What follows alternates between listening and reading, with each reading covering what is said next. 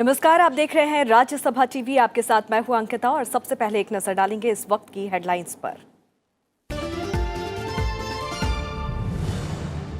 बोली और भाषाओं का संरक्षण समय की मांग। कर्नाटक के मैसूर में केंद्रीय भारतीय भाषा संस्थान के स्वर्ण जयंती समारोह में उपराष्ट्रपति एम वेंकैया नायडू का संबोधन।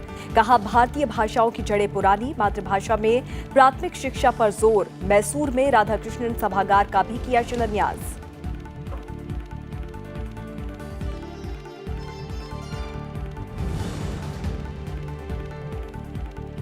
संसद भवन परिसर में स्वच्छता अभियान कार्यक्रम का आयोजन। लोकसभा अध्यक्ष ओम बिरला, रक्षा मंत्री राजनाथ सिंह, केंद्रीय मंत्री हर्षवर्धन, अनुराग ठाकुर समेत कई मंत्री और सांसद शामिल। लोकसभा अध्यक्ष ने कहा, संसद में स्वच्छता अभियान कार्यक्रम देश के लिए एक बड़ा संदेश।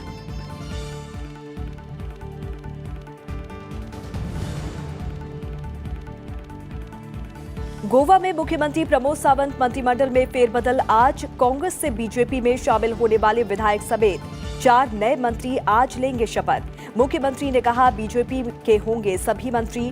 गोवा फॉरवर्ड पार्टी के 3 और 1 निर्दलीय समेत 4 मंत्रियों से मांगा इस्तीफा।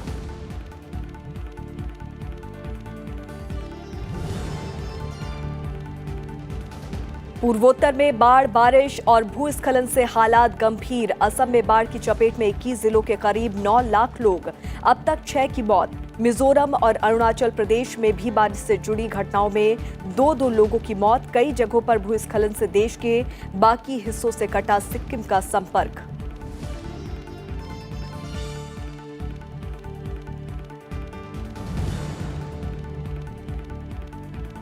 विंबलडन महिला एकल के फाइनल में आज अमेरिका की सेरेना विलियम्स और रोमानिया की सिमोना हालेप के बीच मुकाबला।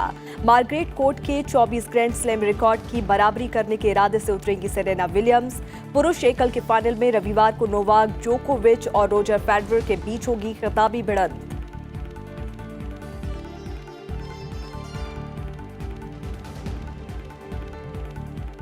उपराष्ट्रपति एम वेंकैया नायडू ने स्कूलों में प्राथमिक स्तर पर मातृभाषा में शिक्षा पर जोर दिया है। कर्नाटक के मैसूर में केंद्रीय भारतीय भाषा संस्थान के स्वर्ण जयंती समारोह को संबोधित करते हुए उपराष्ट्रपति ने कहा कि दुनिया भर में अलग अलग विशेषज्ञ समूहों की ओर से कई अध्ययनों में ये पाया गया है कि शुरुआती उम्र में मातृभाषा में शिक्षा देने से बुद्धि और विचार का तेजी से विकास होता है और बच्चों में रचनात्मकता और तर्क शक्ति बढ़ती है। इस मौके पर उन्होंने क्लासिकल तेलुगु में एक जर्नल का शुभारंभ भी किया। साथ ही 3 क्षेत्रीय भाषाओं के केंद्रों की 3 इमारतों की आधारशिला भी रखी। Since education is one of the instruments for the growth of self, society and the nation, language or languages should not become the barrier of education.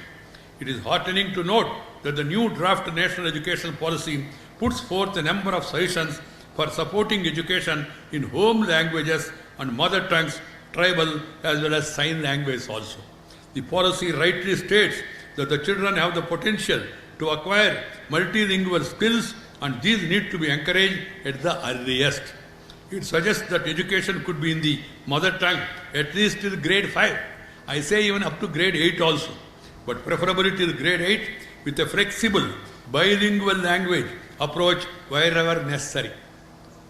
It calls for the implementation of 3-language formula in letter and spirit throughout the country and emphasizes special measures to be taken to develop and recruit language teachers. I do hope that the recommendations contained in the new education policy will be discussed with objectivity and foresight so that the children and youth build excellent language competence to navigate the multilingual globalized world of the 21st century. उपराष्ट्रपति ने बोली और भाषाओं के संरक्षण की जरूरत बताई और कहा कि भारतीय भाषाओं की जड़ें पुरानी हैं और सांस्कृतिक विरासत की रक्षा करना हमारा संवैधानिक कर्तव्य है। In India, you have too many languages, and some languages are dying. Some languages are being forgotten. Its time has come that we should see to it that all those languages are revived, encouraged, appreciated, and then people of that language, of that region, they'll be able to feel happy, proud of speaking and knowing their own mother tongue. Because language and culture, they go together. भाषा और भावना एक साथ चलता है. आप अपना मातृभाषा में अपना भावना को अभिव्यक्ति करना आसान है. You'll be able to articulate better in your mother tongue.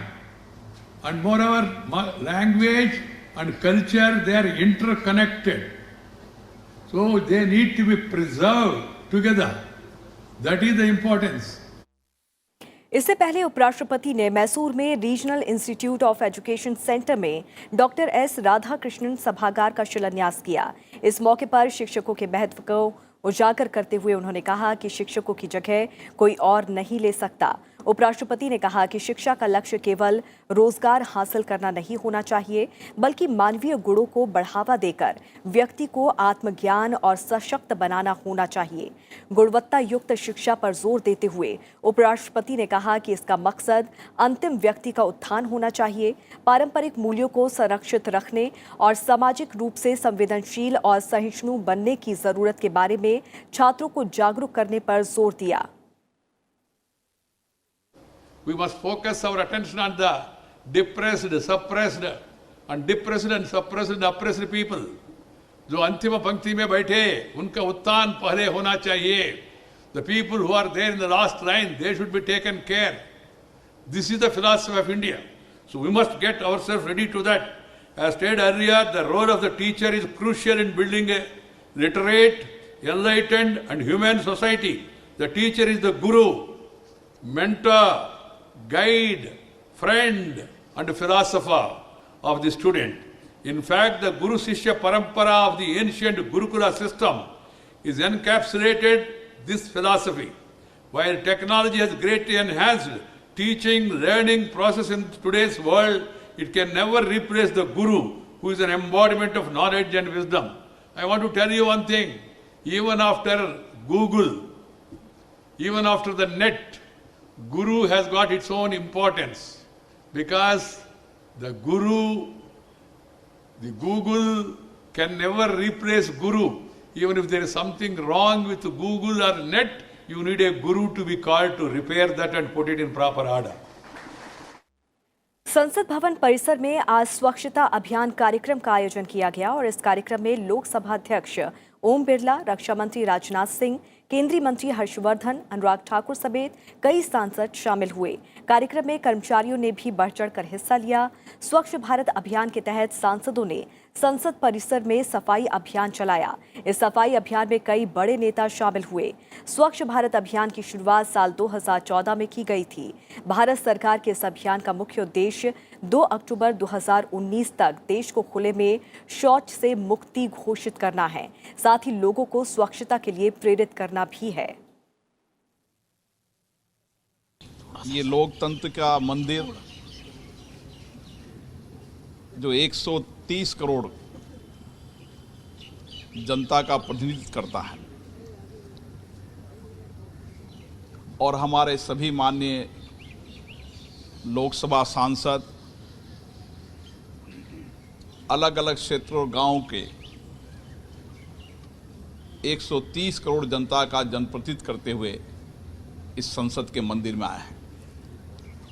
और आज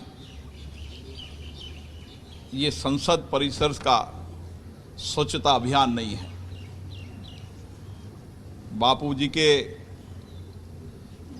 150वीं जयंती पर हम सब माननीय लोकसभा के सांसद जो 130 करोड़ जनता का जनप्रतिनिधित्व करते हैं, हम इस संकल्प के साथ जो हमारे सदन के नेता माननीय प्रधानमंत्री नरेंद्र मोदी जी ने भी आह्वान किया था लाल किले से कि इस देश को, हर गांव को, शहर को स्वच्छ बनाना है. हम सभी माननीय सांसद मिलकर इस संकल्प के साथ कि इस देश को स्वच्छ बनाना हम सबका दायित्व है. इस स्वच्छ के साथ पर्यावरण के रूप में हर गांव ढानी के अंदर किस तरीके से पर्यावरण शुद्धता हो सकती है, ये संकल्प हमारा है। और हम सब आज इस महात्मा गांधी जी की मूर्ति के सामने एक संकल्प के साथ इसकी शुरुआत करेंगे। मैं तो इसलिए खड़ा हुआ हूं कि हमारे लोकसभा अध्यक्ष महोदय ने पहली बार भारत की संसद में सदस्यता अभियान का यह शुभारंभ किया है। हम सब लोग उनको बधाई देते हैं, हार्दिक बधाई देते हैं। जहां तक स्वच्छता अभियान का प्रश्न है, आप सभी जानते हैं यह स्वच्छता अभियान भारत में एक जन आंदोलन बन चुका है और जन सामान्य के अंदर स्वच्छता को लेकर एक जागरूकता पैदा हुई है। स्वच्छता से क्या क्या लाभ होते हैं, पर्यावरण का कैसे शुद्धिकरण होता है, स्वास्थ्य की दृष्टि से इसके क्या लाभ हैं, इस संबंध में भी काफ़ी हद तक जागरूकता पैदा हो गई है। और इसी बात को ध्यान में रखकर हमारे लोकसभा अध्यक्ष माननीय ओम बिरला जी ने भी इस पार्लियामेंट के अंदर इस स्वच्छता अभियान करने का यह फैसला किया है और उनके द्वारा ये जो पहल की गई है उसकी जितनी भी सराहना की जाए वह कम है। सभी सांसदों को जोड़कर, कर्मचारी अधिकारियों को जोड़कर संसद भवन से ये कार्य शुरू किया है, जहां 130 करोड़ भारतीयों के प्रतिनिधि इकट्ठे होकर आते हैं। ये बड़ा संदेश है, महात्मा गांधी जी की 150वीं जयंती के अवसर पर है। देश को गंदगी मुक्त करना, बीमारी मुक्त करना, स्वच्छ और सुंदर भारत का निर्माण करना, इस दिशा में हम आगे बढ़े हैं। मैं उनका बहुत अभिनंदन करता हूं। मिलकर यहाँ पर सफाई अभियान कर रहे हैं, इससे पूरा देश में एक अच्छा सा संदेश जाएगा। मैं भी मेरे मथुरा क्षेत्र में भी कई बार किया है, पर ये वापस भी मैं भी जाकर वहाँ पर अगले हफ्ते में जाकर ये पूरा अभियान करती रहूँगी वहाँ। संसद की लोक लेखा समिति समेत 4 महत्वपूर्ण समितियों के गठन का ऐलान जल्दी हो सकता है। लोक लेखा समिति और SC/ST कल्याण संबंधी समिति के सदस्यों का चुनाव दोनों सदनों ने कर लिया है। लोक लेखा समिति संसद की सबसे अहम समिति है, जिसके पास व्यापक अधिकार हैं। इसका नेतृत्व वरिष्ठ विपक्षी सांसद करता है। वहीं राज्यसभा ने अन्य 2 समितियों के लिए नाम वापसी की तारीख 15 जुलाई तक बढ़ा दी है। चारों समितियां लोकसभा के तहत काम करती हैं।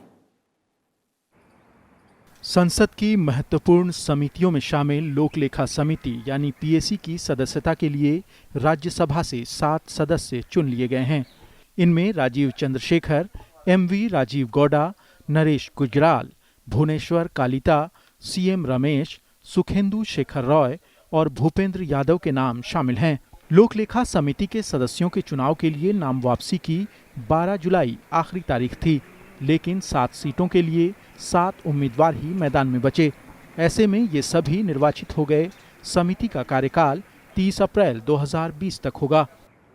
लोक लेखा समिति के लिए लोकसभा से 15 सदस्य भी निर्वाचित हो गए हैं। इनमें TR बालू, सुभाष चंद्र बहेड़िया, अधीर रंजन चौधरी, सुधीर गुप्ता, दर्शना विक्रम जरदोश, भर्तृहरि मेहताब, अजय मिश्रा, जगदम्बिका पाल, विष्णु दयाल राम, राहुल रमेश शेवाले, सत्यपाल सिंह, जयंत सिन्हा, बाला शोवरी बल्लभानेनी और रामकृपाल यादव के नाम शामिल हैं।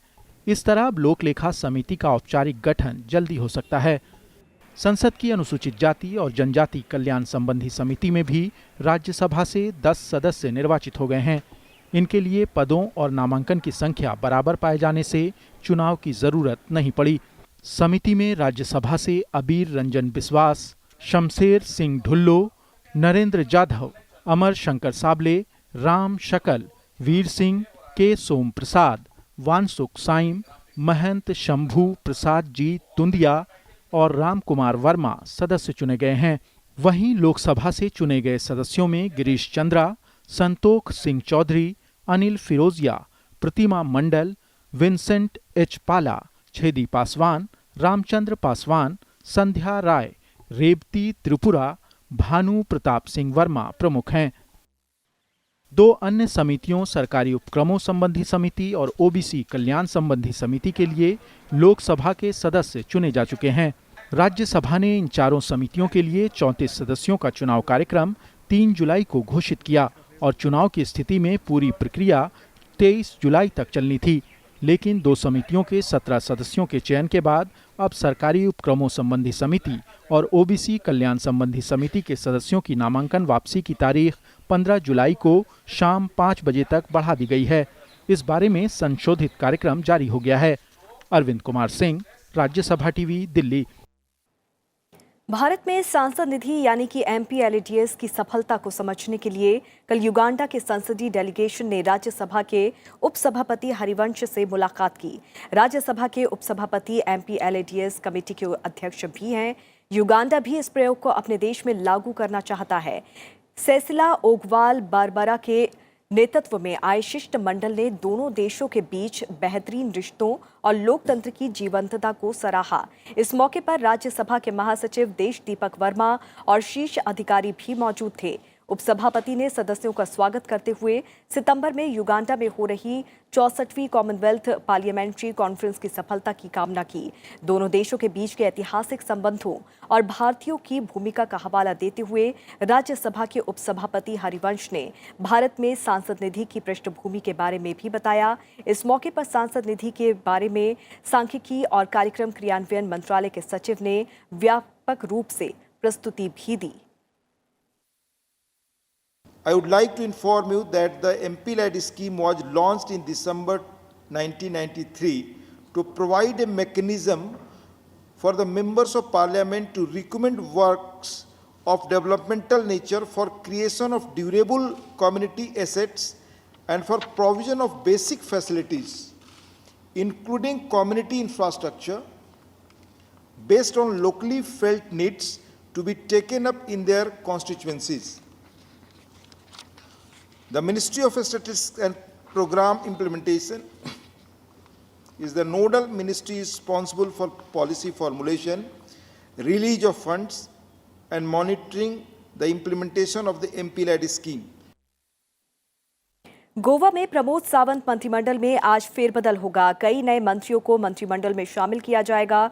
शपथ ग्रहण समारोह दोपहर 3 बजे राजभवन में होगा।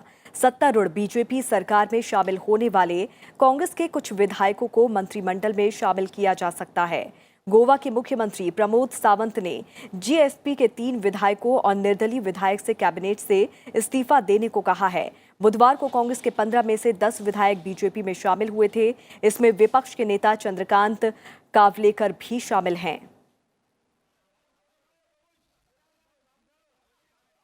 युवाओं को खेती में बनाए रखना एक चुनौती भरा काम है। मोदी सरकार ग्रामीण युवाओं को रोजगार के बेहतर मौके तलाशने के लिए सभी संभव उपाय कर रही है। राष्ट्रीय कृषि और ग्रामीण विकास बैंक यानी कि नाबार्ड के 38वें स्थापना दिवस के मौके पर आयोजित राष्ट्रीय सेमिनार को संबोधित करते हुए वित्त राज्य मंत्री अनुराग ठाकुर ने ये बात कही। May aspire to leave the agriculture sector, but they are still employed in it as they lack skills required for other opportunities elsewhere. Given this backdrop, how do we reap the demographic dividend? How do we adopt a data-driven, localized approach to policy making to support rural youth?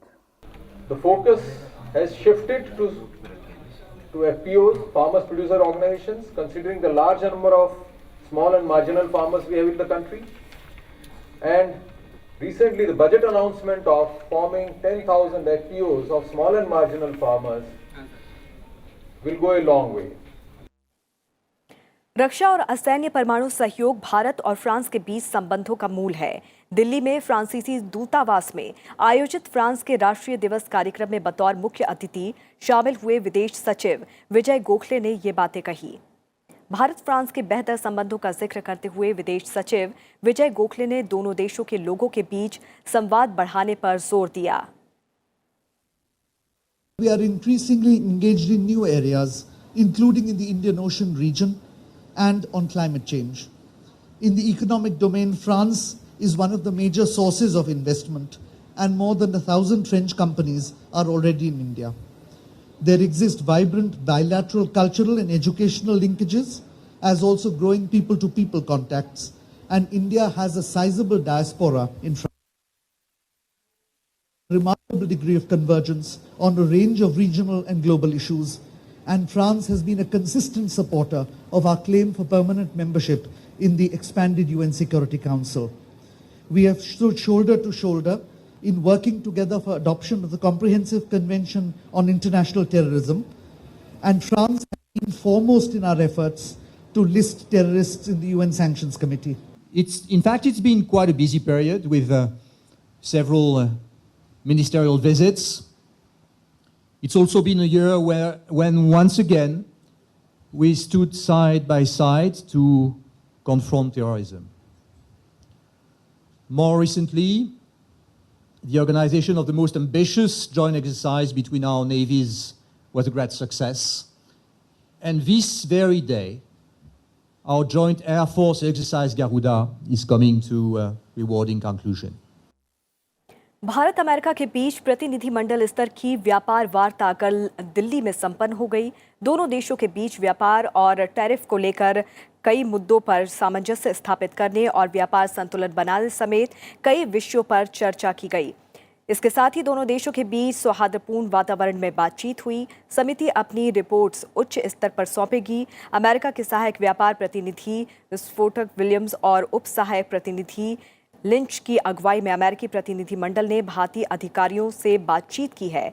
Bharat की ओर से विदेश मंत्रालय और वाणिज्य मंत्रालय के अधिकारी वार्ता में शामिल हुए, जिनकी अगुवाई में वाणिज्य मंत्रालय के अतिरिक्त सचिव संजय चड्ढा ने इसकी अगुवाई की। और पिछले महीने जापान के ओसाका में प्रधानमंत्री नरेंद्र मोदी और अमेरिकी राष्ट्रपति डोनाल्ड ट्रंप की मुलाकात के बाद ये बैठक हुई है। जापान में दोनों देशों के बीच हुई वार्ता के दौरान व्यापार और 5G समेत कई मसलों को सुलझाने पर सहमति भी बनी। अब बांग्लादेश के लिए भूटान से सस्ती और उच्च क्वालिटी की निर्माण सामग्री जैसे स्टोन चिप्स आदि मंगवाना बेहद आसान हो गया है।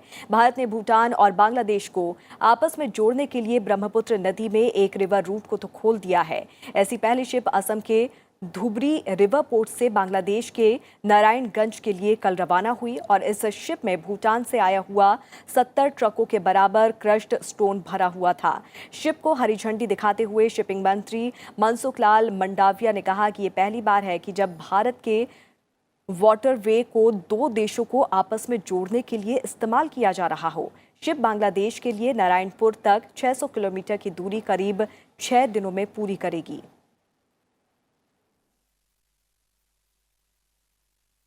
देश के कई हिस्सों में बाढ़ की स्थिति गंभीर है। पूर्वोत्तर में बारिश, बाढ़ और भूस्खलन से हालात बेहद खराब हैं। सिर्फ असम में बाढ़ की चपेट में 21 जिलों के करीब 9 लाख लोग हैं, जहां अब तक 6 लोगों की मौत हो चुकी है। मिजोरम, अरुणाचल प्रदेश और सिक्किम में भी लगातार बारिश से आम जनजीवन पर असर पड़ा है।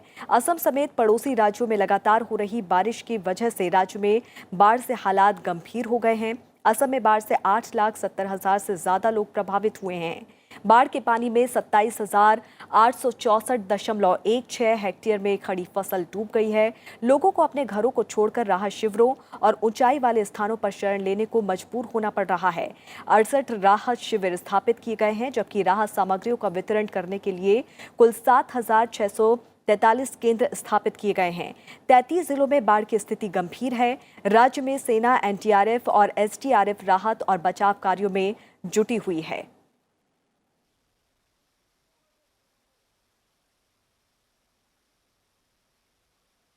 मिजोरम में बाढ़ से हालात खराब हैं। मिजोरम के लुगलेई जिले में करीब 400 घर पानी में डूबे हुए हैं। बाढ़ पीड़ित गांवों में 119 परिवारों को सुरक्षित निकाला गया है। राज्य में कई जगहों पर बिजली की आपूर्ति भी बाधित हुई है।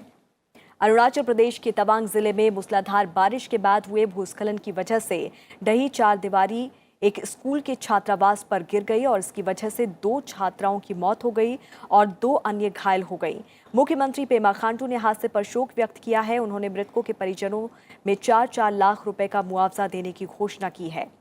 लगातार हो रही भारी बारिश के कारण सिक्किम में कई जगहों पर भूस्खलन की घटना सामने आई है और इसकी वजह से सिक्किम देश के कई हिस्सों से शुक्रवार को दूसरे दिन भी कटा रहा। मूसलाधार बारिश ने NH 31A को अवरुद्ध कर दिया।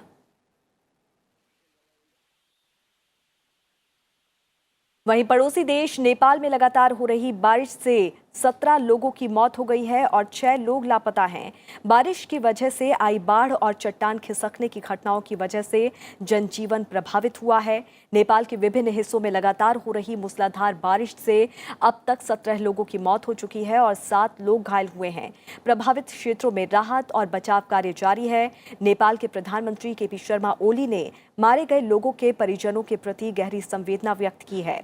नेपाल में बारिश 1-2 दिन और जारी रहेगी। विभिन्न नदियों और उनकी सहायक नदियों का जल स्तर बढ़ने की चेतावनी जारी की गई है, जिसकी वजह से देश के निचले इलाकों में जलभराव हो सकता है।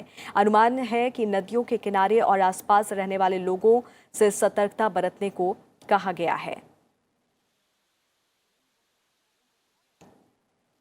और बात करते हैं खेल की। विंबलडन टेनिस टूर्नामेंट में आज महिला एकल का फाइनल मुकाबला खेला जाएगा। सेरेना विलियम्स और सिमोना हालेप के बीच महिला एकल की खिताबी भिड़ंत होगी। सेरेना विलियम्स मार्गरेट कोर्ट के 24 ग्रैंड स्लैम खिताब के रिकॉर्ड की बराबरी करने से महज 1 कदम की दूरी पर हैं। सेरेना ने सेमीफाइनल में चेक गणराज्य की बारबोरा स्ट्राइकोवा को मात दी, तो वही हालेप ने यूक्रेन की इलिना स्वितलोना को हरा दिया। पुरुष एकल के फाइनल में कल नोवाक जोकोविच और रॉजर फेडरर के बीच खिताबी भिड़ंत होगी। जोकोविच ने रॉबर्टो बतिस्ता अगुटा को हराकर फाइनल में जगह बनाई, तो वहीं रॉजर फेडरर ने सेमीफाइनल मुकाबले में राफेल नडाल को हराकर फाइनल में प्रवेश किया। दोनों के बीच आखिरी सेट में 1-1 पॉइंट के लिए कड़ा मुकाबला हुआ। और इसी के साथ इस बुलेटिन में फिलहाल इतना ही। आप देखते रहिए राज्यसभा टीवी। नमस्कार।